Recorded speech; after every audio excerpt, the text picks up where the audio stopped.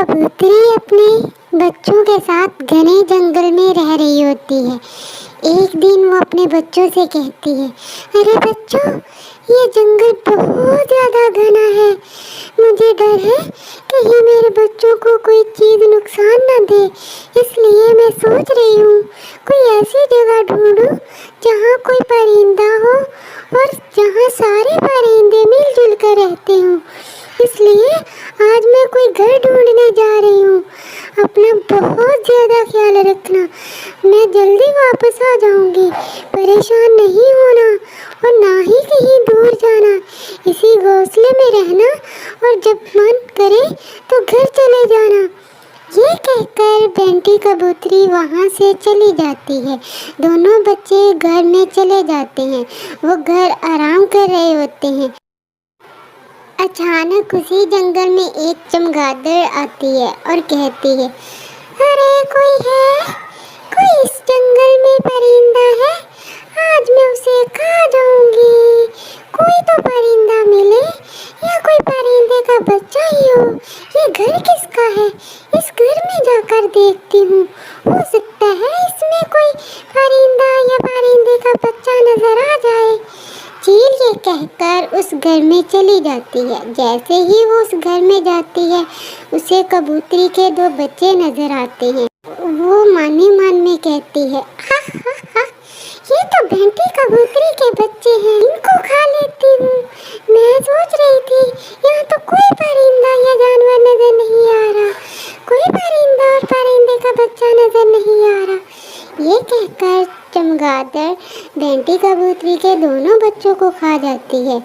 इधर बेंटी कबूतरी जैसे ही वापस आती है और कहती है, अरे खुदारा, ये मेरे बच्चे कहाँ चले गए? मैं तो उनको यहाँ छोड़ कर गई थी।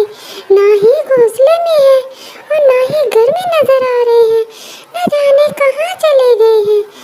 वो खुद ही से बातें कर रही होती है कि अचानक एक उल्लू आता है और कहता है, अरे कबूतरी, तुम्हारे बच्चों को चमगादड़ खा गई। मैंने बहुत शोर किया, मैं दूर पेड़ पर बैठा शोर करता रहा, बचाओ बच्चों को बचाओ, लेकिन कोई मदद को नहीं आया क्योंकि इस जंगल में कोई परिंदा नहीं है। मेरी बात मानो, यहाँ से चले जाओ।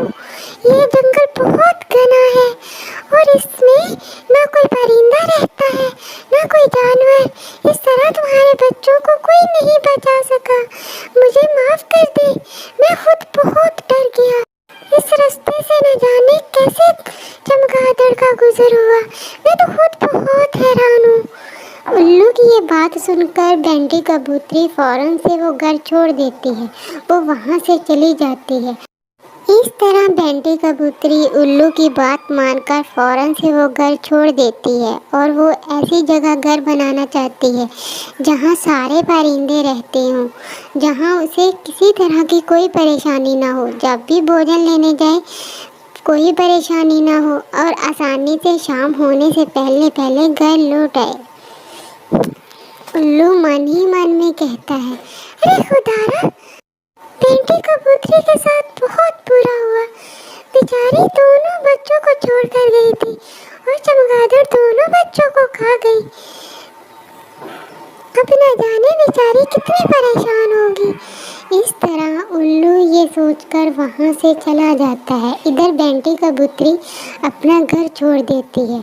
वो सोचती है मुझे कहीं ऐसी जगह घर बनाना होगा जहाँ सारे परिंदे मिलकर रहते होंगे, यहाँ किसी तरह की कोई परेशानी नहीं होगी। इस घर में मेरे लिए रहना ठीक नहीं है, कल को मेरी जान को खतरा है। इस तरह बेंटी कबूतरी वहाँ से चली जाती है और वो घने जंगल से निकलकर एक ऐसे जंगल में घर बना लेती है